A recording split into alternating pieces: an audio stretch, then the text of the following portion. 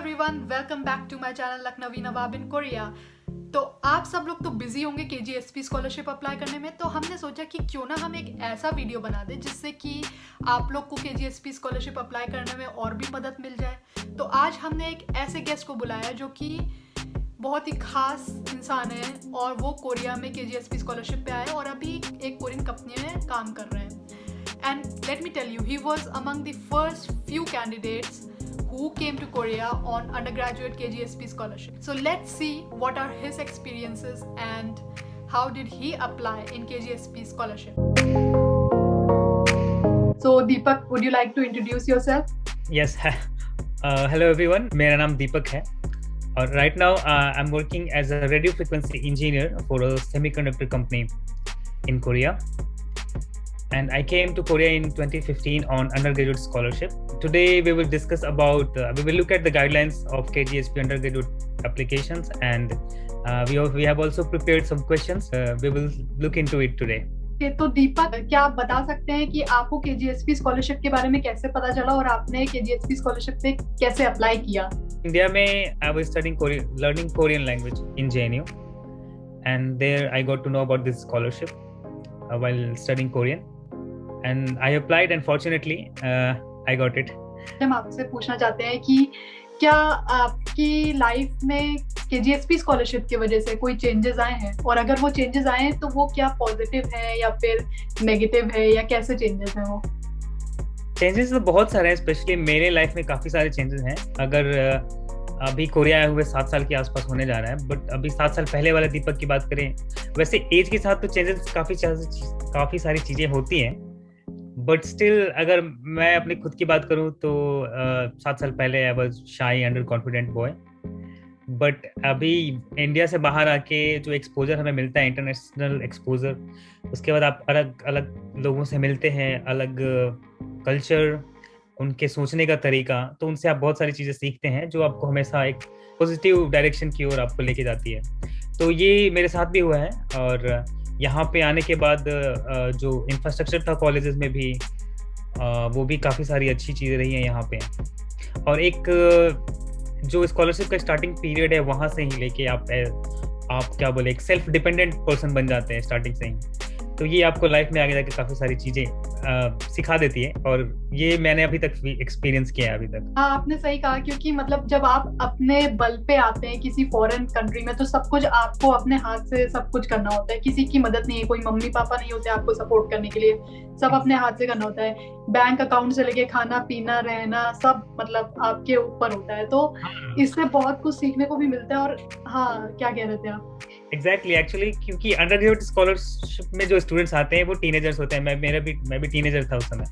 तो high school से निकला, उसके बाद आप 1 साल 1.5 साल जो मतलब 6-7 महीना जो भी एक्स्ट्रा टाइम मिलता है, 1 साल सीधा, उसके बाद आप एक कंट्री से बाहर निकलते हो, एक अनजान कंट्री में, जहाँ का आपको लैंग्वेज नहीं आता, जहाँ का कल्चर आपको नहीं पता है, लोग कैसे होंगे।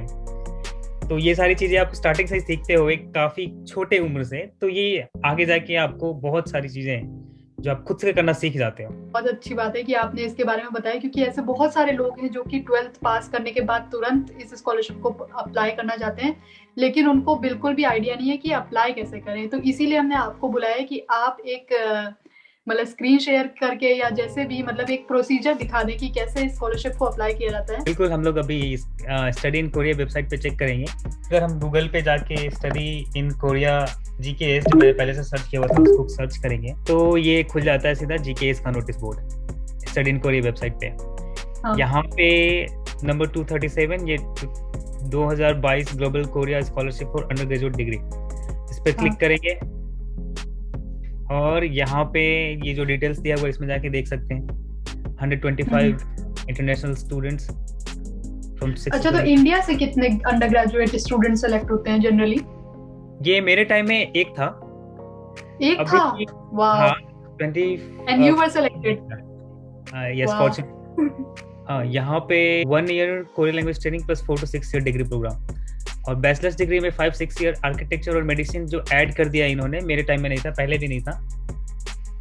हाँ, ये काफी सुना था कि जो है मेडिसिन में जनरली फॉरेनर्स को नहीं लेते हैं, लेकिन इस बार दिखा रहा है कि ये लोग ले रहे हैं। तो ये एसोसिएट डिग्री और बैचलर डिग्री में क्या डिफरेंस है, थोड़ा सा मतलब डिटेल में बता सकते हैं, क्योंकि बहुत लोगों को समझ में नहीं आता है। एसोसिएट डिग्री डिप्लोमा एक्चुअली, ये डिप्लोमा है। और अगर एसोसिएट डिग्री ना ही करें तो बेहतर है, क्योंकि अल्टीमेटली आपको एक डिग्री तो लेनी पड़ेगी। तो यहाँ कोरिया में आके आप डिप्लोमा करो, उससे अच्छा है कि आप इंडिया में कोई डिग्री ले लो 3 साल की।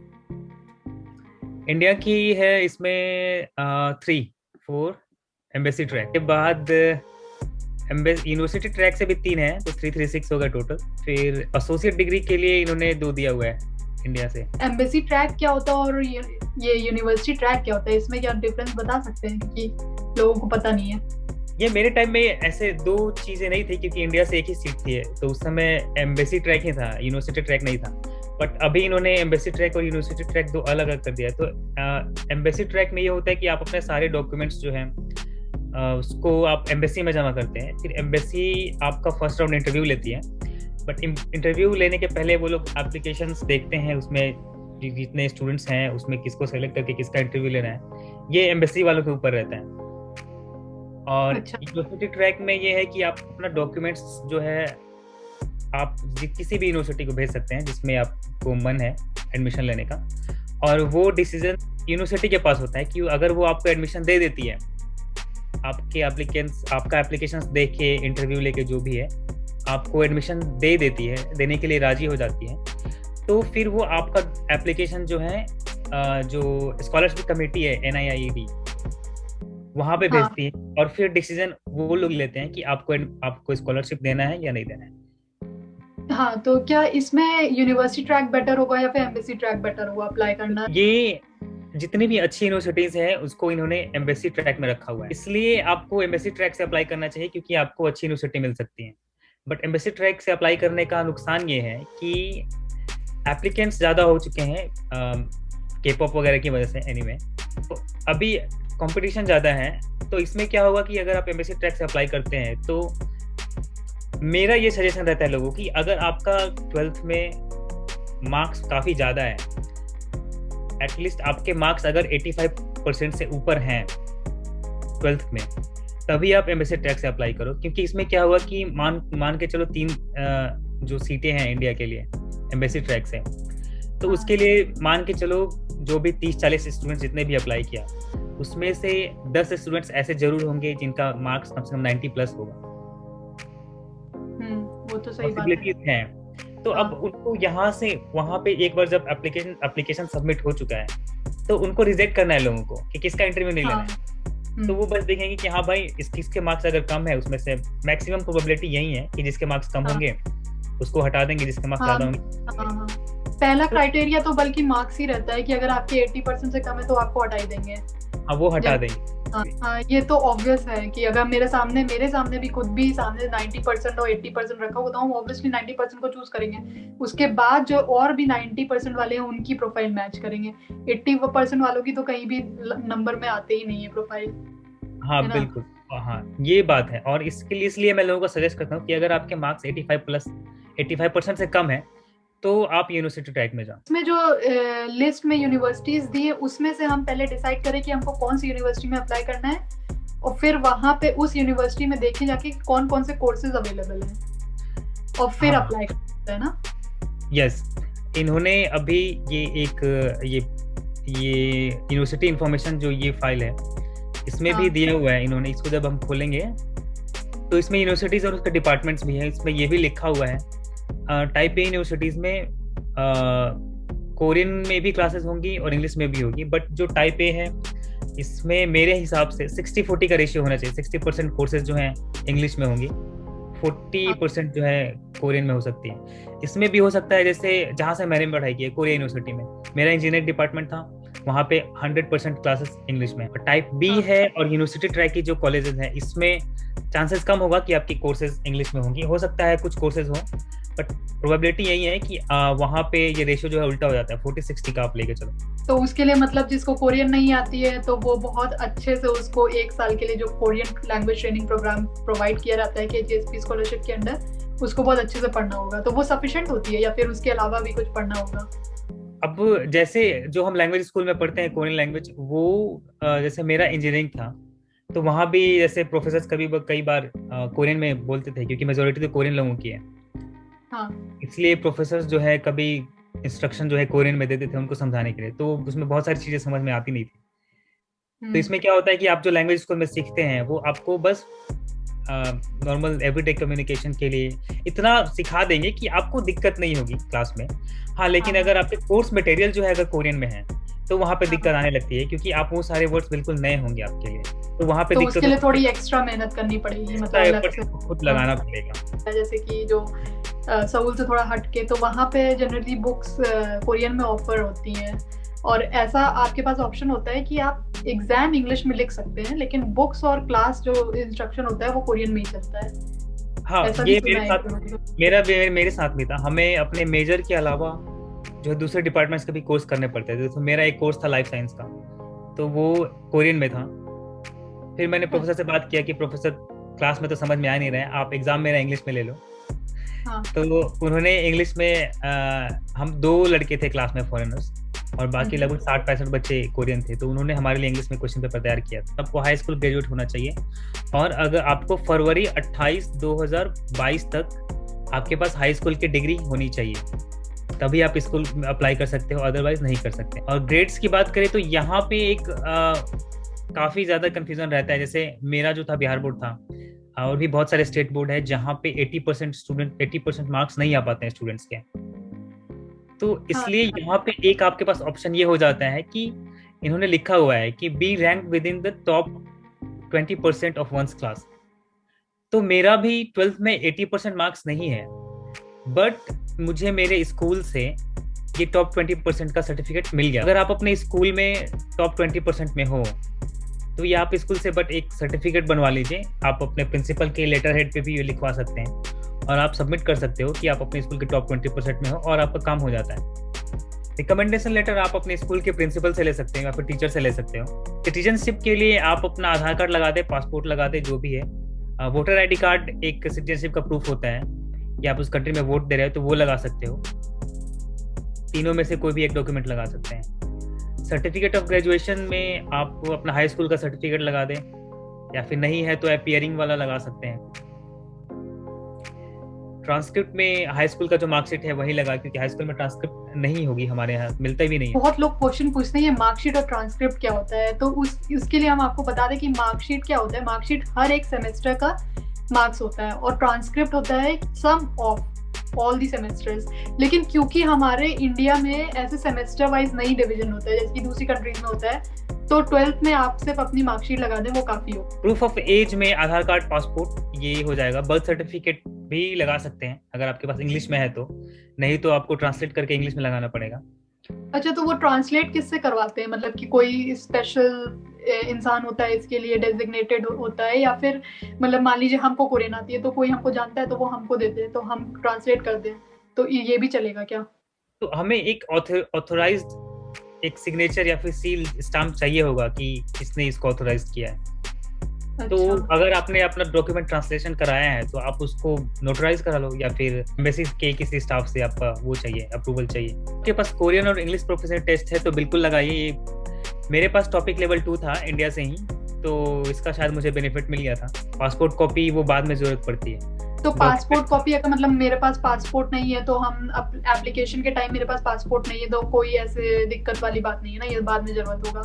अभी पासपोर्ट नहीं है तो कोई दिक्कत नहीं है, आप एप्लीकेशन सबमिट कर दो, उसके बाद आप पासपोर्ट आराम से अप्लाई कर सकते हो। जनरली सेकेंड राउंड के बाद वो लोग आपसे पासपोर्ट नंबर मांगते हैं। Recommendation from a single recommender, तो इन्हें लग रहा है शायद एक ही रिकमेंडेशन लेटर चाहिए, मेरे टाइम में 2 था।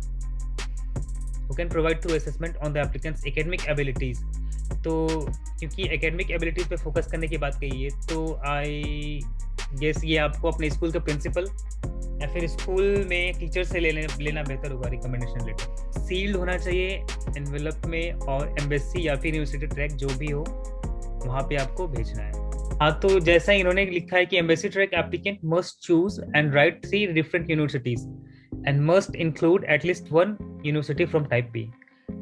और ऐसा नहीं करने पे आपका जो है document excluded from an evaluation. तो हमें 2 यूनिवर्सिटी एटलीस्ट टाइप ए की होनी चाहिए, और टाइप बी की एक यूनिवर्सिटी जरूर होनी चाहिए टाइप बी की।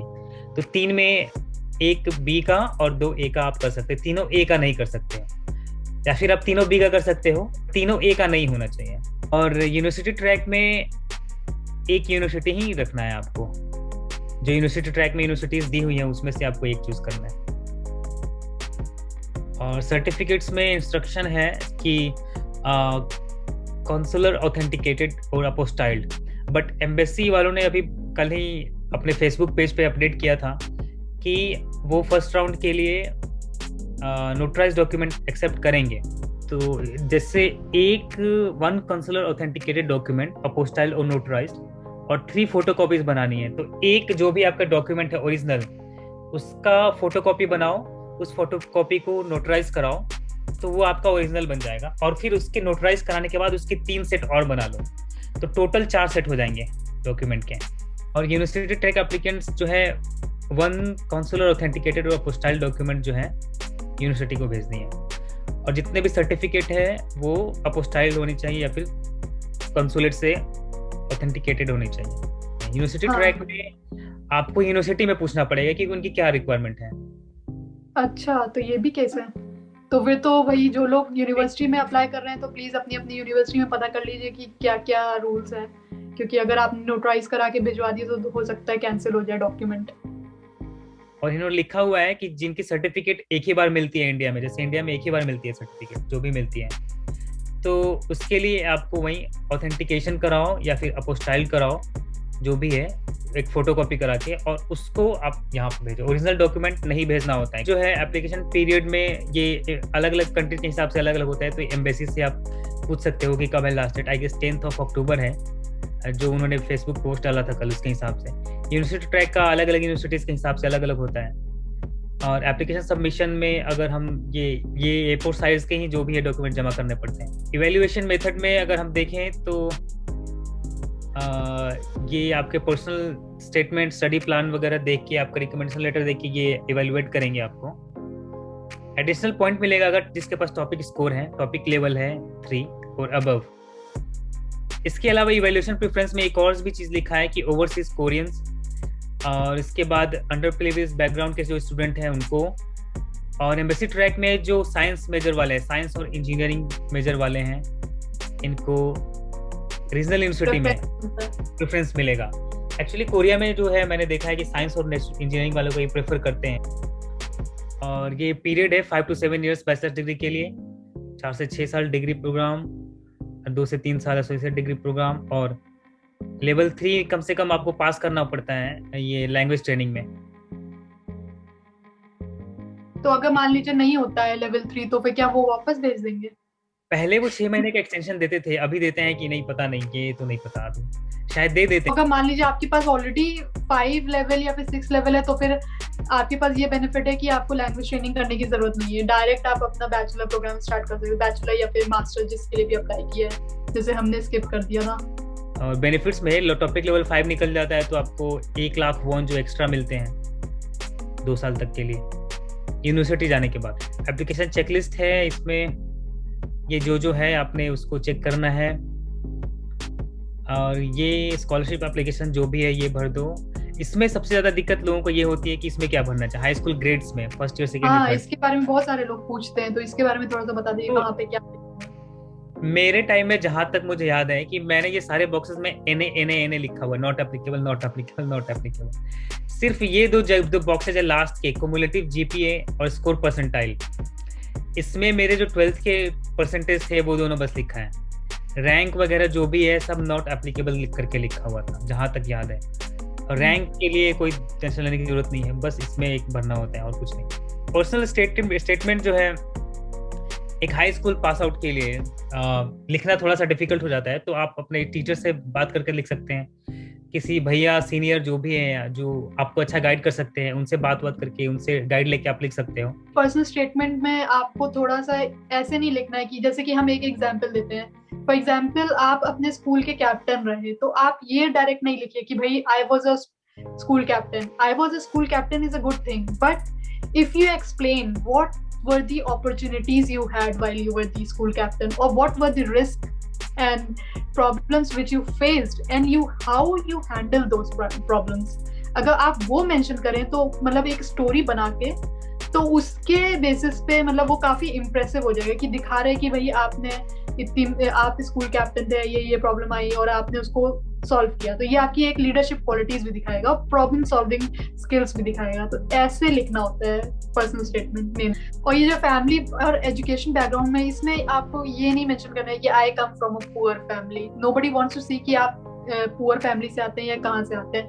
If you want to mention, just mention that I come from a middle class family and I have faced these kind of problems while growing up. तो अगर इसको ऐसे मतलब थोड़ा सा रिलेट करके लिखेंगे तो एक अच्छा तरीका होगा लिखने का. और दूसरी बात ये कि what motivates you to apply for this program? I am a K-pop fan and I love K-pop and that is why I am applying. So this is not going to work. यहाँ पे आपकी overall personality check हो रही है, भले ही आप 18-19 साल के हो, 17 साल के हो, बट यहाँ पे उसमें उतने कम साल में आपने क्या क्या किया है. मान के चलो जैसे आपने क्लास 9 से लेके इंडिया में ये होता है नेशनल टैलेंट सर्च एग्जामिनेशन होता है NTSC, अगर आपने वो क्रैक किया है, नेशनल लेवल पे एग्जाम होता है. ये KVP होता है किशोर वैज्ञानिक फेलोशिप योजना जो है, उसमें भी स्कॉलरशिप मिलती है अगर आपके पास वो है. आजकल बहुत सारे कम उम्र से बच्चे हैकाथॉन वगैरह करते हैं, कोडिंग वगैरह में पार्टिसिपेट करते हैं. तो अगर आपके पास ये सारे एक्सपीरियंस है तो ये आप मेंशन जरूर करो उसमें. या फिर आपने किसी चीज के लिए वॉलंटियर किया. बहुत सारे स्टूडेंट्स आजकल हम देख रहे हैं कि K-pop के लिए कौन कौन से प्रोग्राम में पार्टिसिपेट कर रहे हैं, उनके पास बहुत सारे वॉलंटियरिंग सर्टिफिकेट्स हैं, तो उसके बारे में लिख सकते हैं. स्टडी प्लान में है इम्प्रूव फॉरेन लैंग्वेज में कोरियन इंग्लिश. तो जनरली ये भी मेरे पास क्वेश्चंस किया था कुछ लोगों ने कि कैसे इसमें क्या लिखें. तो फॉरेन लैंग्वेज, कोई भी लैंग्वेज आप इम्प्रूव कैसे करते हो, आप लोगों से बात करते क्लास में, जो भी आपके लैंग्वेज स्कूल में क्लासमेट्स होंगे, मेरे ख्याल से ज़्यादातर चाइनीज़ और जापानीज होते हैं जिनको इंग्लिश नहीं आती है, तो उनसे ज़्यादा आप कोरियन में इंटरेक्ट करोगे, ऐसा लिख सकते हैं आप.